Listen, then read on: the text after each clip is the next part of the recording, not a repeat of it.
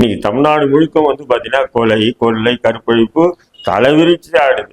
இதே வந்து திமுக கடந்த ஆட்சியின் போது இதே தாவேகாவுடைய தலைவர் விஜய் என்னென்ன டைலாக் விட்டாரு, அந்த டைலாக் எல்லாமே வந்து பார்த்தீங்கன்னா இன்னைக்கு அவருடைய ஆட்சிக்கு வந்த பிறகு எல்லாமே செய்யல.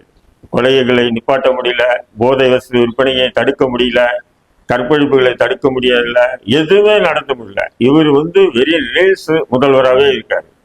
ஒவ்வொரு நிகழ்ச்சியும் பண்றது, அந்த நிகழ்ச்சிக்கு ஒரு 4-5 ரீல்ஸ் எடுத்து தன்னுடைய தொண்டர்கள் மூலியமாகவும் தங்கள்கிட்ட இருக்கக்கூடிய அந்த யூடியூப் சோசியல் மீடியா மூலியமா அதை ஒரு பிரபலப்படுத்திட்டு தன்னை ஒரு மிகப்பெரிய ஒரு கட்டமைப்பு தலைவர் மாதிரி காட்டிட்டு வர்றாரு.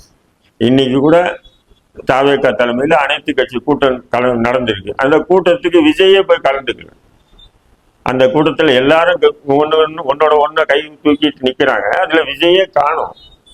எப்படிப்பட்ட ஒரு முதல்வரை தமிழக மக்கள் ஏதோ விளையாட்டுத்தனமா வந்து அவரை தேர்ந்தெடுத்து இன்னைக்கு தமிழக அரசியலே ஒரு விளையாட்டுத்தனமா போயிட்டு இருக்கு.